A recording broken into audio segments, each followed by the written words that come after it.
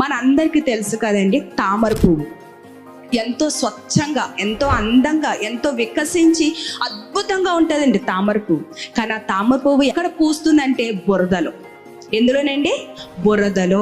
బురదలో ఇటు చూసిన బురద, అటు చూసిన బురదని, చుట్టూరు ఎక్కడ చూసినా బురదే ఉంటుంది. ఆ బురదలో మనం కాలు వేస్తే ఏం చేస్తామంటే కాలు కడుక్కునేంత వరకు మనసు ఆగదు. అంటే బురదలో మొలిచిన తామర పువ్వుని చూడండి, బురద అంటించుకోకుండా బయటకు వస్తుంది. స్వచ్ఛమైన పువ్వుని మనకి, ఎంతో ఆహ్లాదకరమైన అందమైన పువ్వుల్ని మనకి ఇస్తుంది. కానీ బురద అంటుతుందా? దానికి బురద అంటటుంది. రెండో ఉదాహరణ మన అందరికీ తెలుసు, సముద్రం చూశారు కదండి. సముద్రం మన దగ్గర తెలంగాణ లేదు, కానీ ఆంధ్ర ఆ సైడ్ అంతా సముద్రాలు బాగా కనిపిస్తాయి.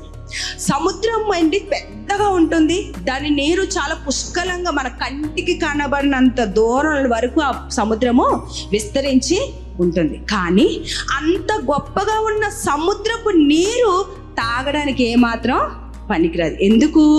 మొత్తం ఉప్పుతో నిండిపోయిన నీరు అందులో ఉంటుంది. ఆ నీరు కొంచెం కూడా నోట్లో వేసుకోవడానికి కూడా మనకి అసలు అసహ్యం పుడుతుంది. అంటే అంత ఉప్పు నీరు ఉంటుంది.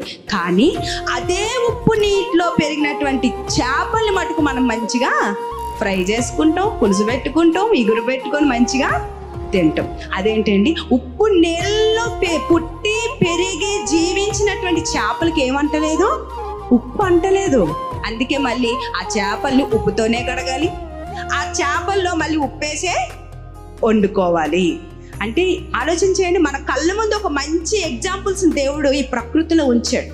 అంత బురదలో పూసిన తామర పువ్వుకి బురద అంటలేదు, అంత ఉప్పు నీటిలో పెరిగిన చేపకి ఉప్పుదనము అంటలేదు. మరి దేవుడు మనకు కూడా అదే సిస్టమ్ పెట్టాడు. మీ చుట్టూరా ఇహలోక మాలిన్యాలు ఉన్నాయి. శరీరాశ, నేత్రాశ, జీవపు డంబం, ఎక్కడ చూసినా అసూయలు, మత్తతులు, గొడవలు, తగాదాలు, దూషణ మాటలు, అపవిత్రత, వ్యభిచారము, ఇలాంటివి ఎన్నో మన చుట్టూ ఉన్నాయి.